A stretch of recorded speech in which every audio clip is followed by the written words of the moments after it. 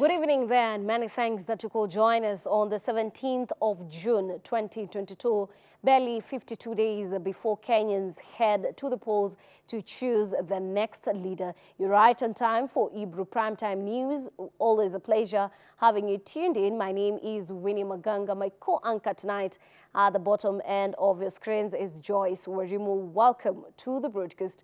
An employee of the Ministry of Lands is alleged to have acquired wealth in excess of 1.2 billion Kenya shillings in yet another web of corruption involving a public officer and his relatives. The Ethics and Anti-Corruption Commission has revealed that between January 2003 and November 2018, Nicholas Ochiel, an employee in the Ministry of Lands, is believed to have accumulated the unexplained 1,206,851,274 between January 2003 and November 2018 against his known legitimate source.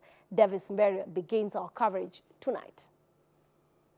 The Ethics and Anti-Corruption Commission, EACC, says Nicholas Ochiel, an employee in the Ministry of Land, had amassed wealth not commensurate to his known and legitimate source of income between 2003 and 2018. According to the report released by EACC, Ochiel's only known source of income is his monthly salary and allowances of averagely 33,000 per month, which should therefore not have exceeded 6,363,644 during the 15-year period under probe. EACC has told a Nairobi court that its investigation revealed that Ochiel received substantial successive cash deposit in his various bank accounts, which he could not satisfactorily demonstrate the source, leading the commission to suspect that the millions were bribes and proceeds of crime that Ochiel received by virtue of his position as a valuer in the Ministry of Lands. According to the Anti-Corruption Watchdog report, Ochiel is alleged to have transacted 497 million shillings, 393,274 between 2003 and 2018. In a bid to conceal the millions, Ochiel is alleged to have acquired land properties valued at 694,670,000.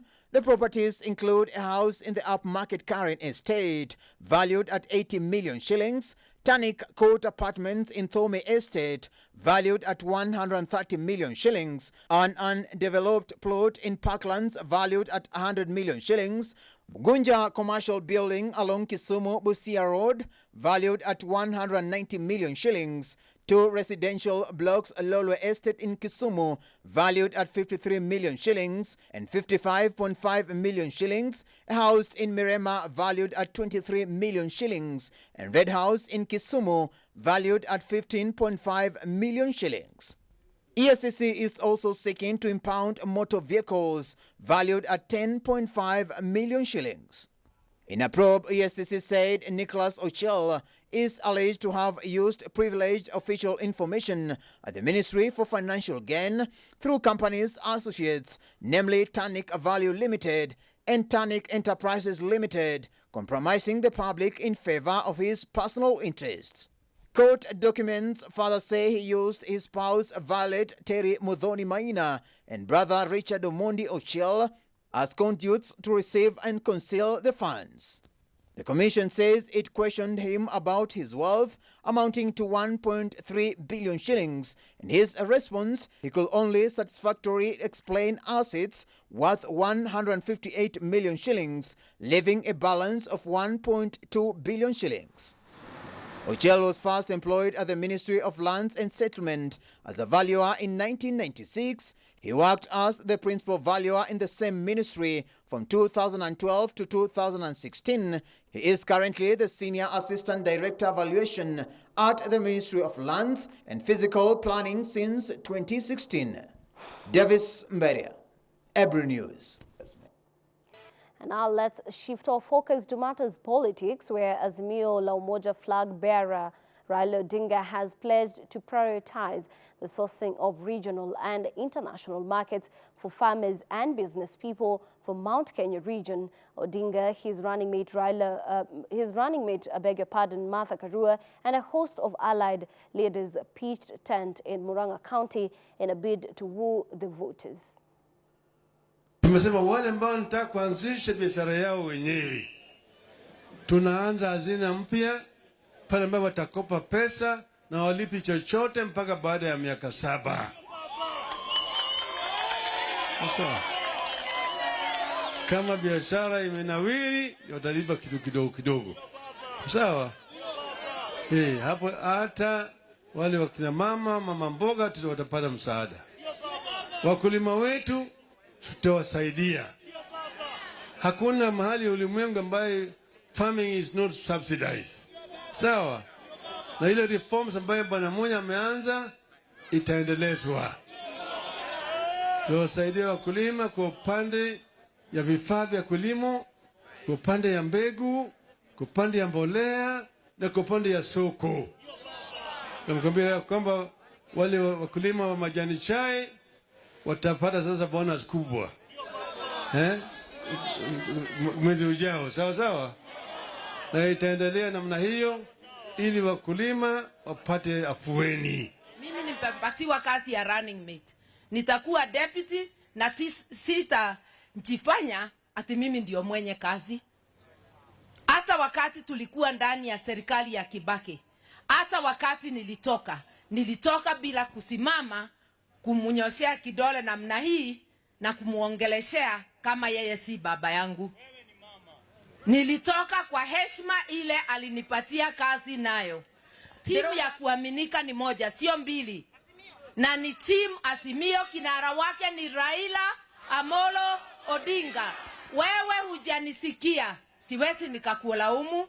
Ni haki yako kuwa na maono tofauti. Lakini nindengetekera kugate ne ndanogwa ne wewe.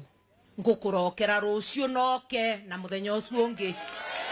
Na pia vijana tutumie teknolojia, tuingize vijana kwa agri business. Sawa sawa? Vijana pia waweze kupata keki ya kilimo. Hiyo ndio mpango wetu. Na wakulima wa chai, tarehe 8 mwezi huu tunaenda tarehe 8, mtakuwa na bonus yenu kubwa kwa mfuko. Kubwa kwa sababu tumetengeneza na bei iko sawa huko Mombasa. Tumepigana na mabepari tukamaliza, pesa iko sawa sawa. Na hiyo ndio kazi yaendelea chini ya uongozi wa baba Raila Amolo na mama Martha Wangari.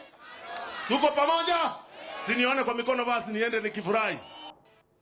And moving on, the Kenya Kwanza Brigade took the bottom-up economic agenda to the Mulembe nation, with allied parties' principal hitting other government for what they say is intimidating Senator Johnson Sakaja.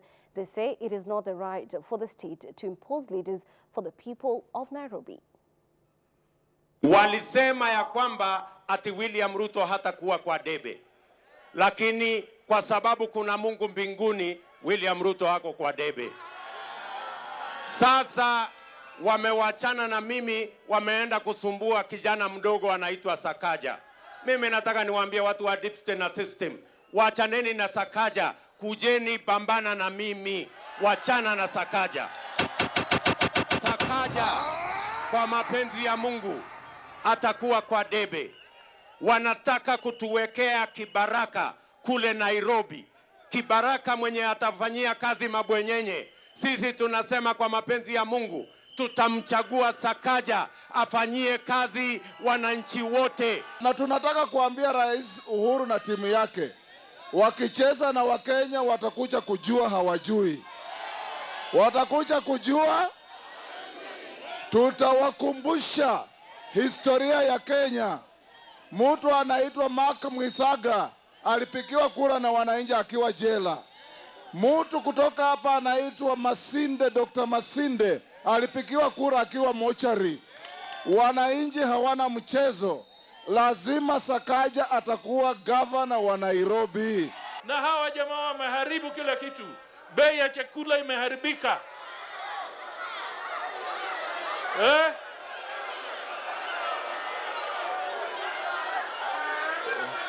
Unga ni shilingi ngapi? Na sukari? Kilo moja? 150.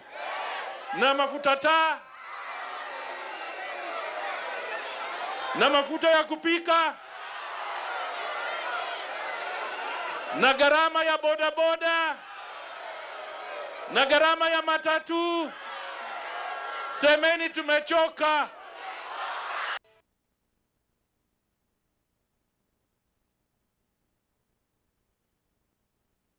Of the country are decrying over the high cost of living with fuel prices. The fishermen in Siaya County have said many people have been rendered jobless and businesses shut onwards. Fishing industry on the verge of collapsing as they cannot sustain the high cost of fuel needed to run their boats. Meanwhile, tons of tuk-tuk operators earlier today stormed the Kilifi street protesting high cost of fuel, citing that the businesses are counting losses as many people cannot afford paying the new price for transport. Barely days after the government announced a 9-shilling increase in the prices of fuel, the fishermen in Siaya County are already feeling the pinch. Many people in Siaya region have been rendered jobless and some businesses closed due to the high maintenance cost of operation. Fearing that the matter will paralyze the economy in the region, mostly driven by fishing. A fisherman in Uhanya Beach, George Omolo, said they are counting losses due to the high fuel price. He further stated that the amount of money they spend on fueling boats for catching fish does not translate to their profit expectation margin, and that most of the time they end up making losses, which they are afraid could eventually end up paralyzing their whole operation. I have 2 boats and they are using fuel.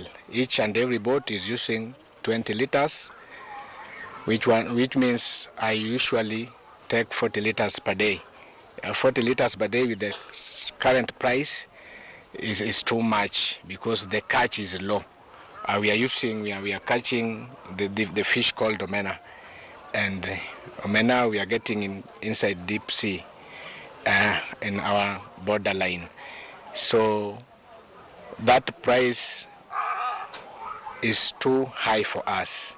So the expenses we are using, because now we are using only fuel, we are using over 3,000 per boat. And over 3,000 per boat, maybe the catches never reach 2,000, which means that we usually use almost 4,000. By the end of the day, we are selling something to do with 2,000. So we are working on losses. A small hotel business owner in Uhanya, Kenzia Atieno, is also decrying over the high cost of cooking oil. Kenzia noted that the price of cooking oil has been going up and nothing is affordable, which has hugely affected her business, and the level of customers showing up for most of them cannot keep up with the high cost of food. Bei ya mafuta, jina yangu ni Kezia Obiero, na bei ya mafuta imefanya hata biashara haiendi vizuri. Kila kitu imepanda. Ukienda kwa duka, kila kitu iko juu. Ukipika chakula, mimi ni mama hoteli. Mimi napika chakula, wateja pia hakuna juu vitu ziko juu. Sasa tunaumia. Watoto pia wanafukuzwa shule. Sasa hakuna vile tunaweza kujisaidia. Hiyo ndio maoni yangu. Sasa tunataka serikali atusaidie kwa hiyo maneno. The fishermen and business owners are now appealing to the government to step in and implement policies that will favor the growth of fishing industry and small businesses. Moving to Kilifi County, tens of tuk-tuk operators took to the street to protest the high cost of fuel prices, which has negatively affected their tuk-tuk business. Kilio changu kwa serikali ni kwamba gharama ya maisha imekwenda juu sana na mwananchi wa kawaida ameshindwa kumudu hiyo gharama ya maisha. Kwa hivyo mimi kama mwananchi ambaye kwamba nilichagua viongozi, nikitarajia kwamba hali itakapokuwa tata wataleta mwelekeo, na shangaa na nashindwa kuelewa hawa viongozi ambao niliwachagua wako wapi? Manake sasa gharama ya maisha ishapanda. Na hawa viongozi wanakapokuja, hakuna lingine wanakaloniambia isipokuwa wao wanazungumzia kuhusu vile ambavyo nitawapigia kura. Ikiwa mara ya kwanza nimewapigia kura na sasa hii hali imekuwa namna hii, na wewe hauoni kama kwamba mimi nahangaika, unatarajia vipi tena mimi nikapange foleni nikupigie kura? Some of the operators have threatened not to participate voting on the 9th August general election, citing that the leaders they elected have not in any way come to their rescue as the country is facing an economic crisis. Kwa kweli hii maisha imekuwa vibaya sana juu ya hii mafuta. Manake utakuwa kama wewe ni abiria na driver amekwambia hapa mpaka mahali fulani ni 500. Unakuta wewe unalia kwa sababu huna, na yeye yuko na sawa kwa sababu mafuta yenyewe ni shida. Ikiwa lita moja ni 150 hata 170, gari ya driver inatumia tuseme lita 4 kwenda mahali na kurudi. Sasa ukiangalia hivi haikusaidii. Jioni akifika hakuna chochote chenye umepata ni 300. Wewe hapo unaitishwa school fees, wewe hapo unaitishwa chakula. Je, kama umepata 300, hii shilingi 300 utalipia chakula, utalipa rent ama utafanya kitu nayo gani? They are now asking for the government to intervene and consider lowering the cost of fuel. Nibebwa mimi nikawachwa barabarani kwa sababu ya pesa yangu ndogo. Sijui nifanye nini wala nipitie wapi. Nikiuliza naambiwa mafuta imepanda.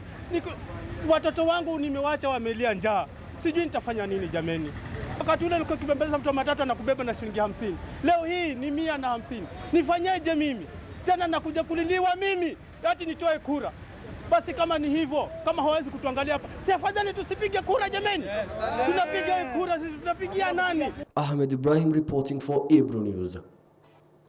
And moving on, while Deputy President was campaigning in Western Region, his running mate Rigathi Gachagua was in Kiambu County for a series of meets and greets in a bid to sell the Kenya Kwanza agenda. Gachagua, who was accompanied by allied leaders, decried the cost of living, which he says will be sorted by Ruto's presidency. Bei ya mafuta ya kukaanga chakula iko juu. Hata sabuni ya kuoga na ya kunarisha nguo iko juu, si ndio? Tunataka tarehe 9 mwezi wa 8 tuko na nafasi nzuri na ya maana ya kuchagua rais ambaye amepitia kwa shida.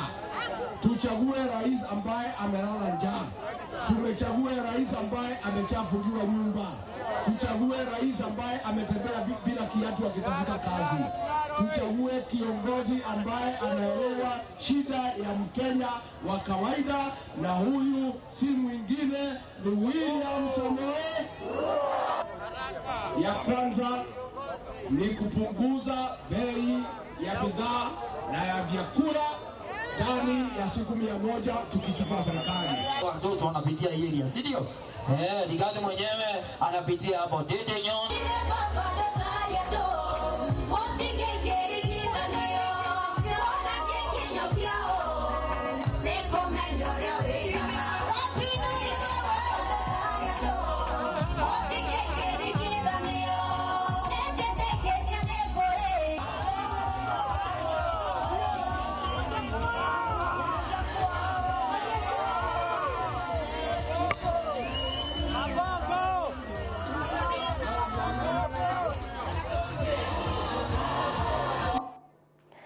And moving on, Kotu boss Francis Atwoli is calling for the government intervention in a bid to reduce the prices of fuel. Atwoli says those bearing the greatest brunt are the poor Kenyans who are struggling to make ends meet. He called out the political class, asking leaders to be honest and sincere about changing the fortunes of Kenyans.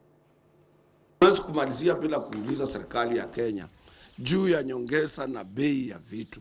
Kwa ajili ya wafanyikazi wa nyumbani, mishahara yao ni duni, na sio hao peke yake, hata wale wafanyikazi wa mahotelini, wafanyikazi ambao wanafanya kazi zile za mikono, na wafanyikazi hata wale wako katika zile area za ujengaji, na wale wanafanya kazi zote, hata wale wana mishahara mikubwa. Sasa kukiwa kutakuwa na mambo ya nyongeza ya bei ya mafuta leo, kesho na kesho kutwa, mambo ya mishahara itakuwa ni hopeless, na watu hawataweza kulipa nyumba zao, na watu hawataweza kupeleka watoto wao shuleni, na pia watu hawatakuwa na uwezo wa kununua chakula. Kwa ajili petroleum products zozote, kama mambo ya bei ya nyongeza ya mafuta kwenda juu, ina affect kila kitu katika maisha ya wafanyabiashara na wale ambao ni wanunuaji ama wanunuzi wa hizo biashara, wengi wao wakiwa wafanyikazi.